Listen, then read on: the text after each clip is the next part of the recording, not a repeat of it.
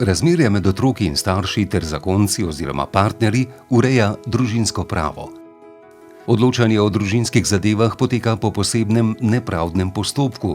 To pomeni, da sodišče ureja razmerja med strankami, pri tem pa pazi, da so varovane koristi otrok. Najpogostejši družinski postopek je razveza ali ločitev.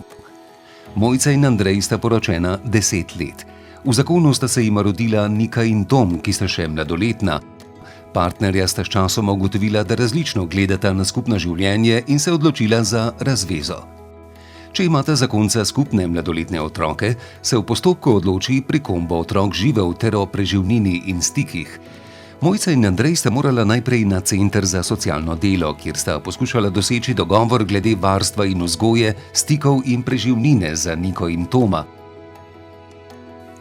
Na centru za socialno delo sta se dogovorila, da bosta otroka v varstvu in vzgoji pri Mojci. Andrej pa bo plačeval preživnino in jo obiskoval vsak vikend. Tam so jima pripravili zapisnik z mnenjem, ki ga morata priložiti predlogu za razvezo.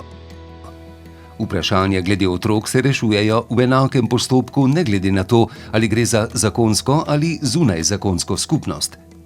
Do razveze zakonske zveze lahko pride sporazumno, na predlog obeh zakoncev ali brez sporazuma, ko predlog za razvezo vloži eden od zakoncev. Mojca in Andrej sta skupaj vložila predlog za sporazumno razvezo.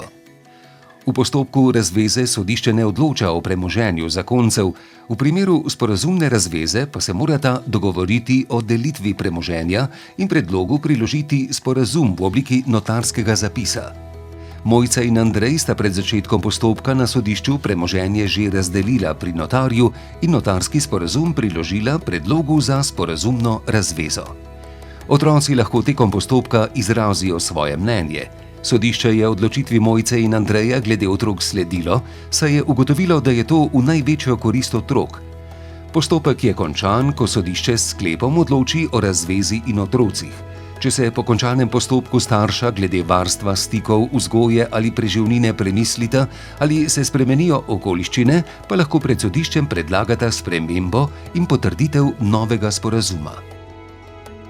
Med družinske postopke spadajo tudi odločanje o rejništvu, posvojitvi, skrbništvu, pa tudi postopki glede nasilja v družini.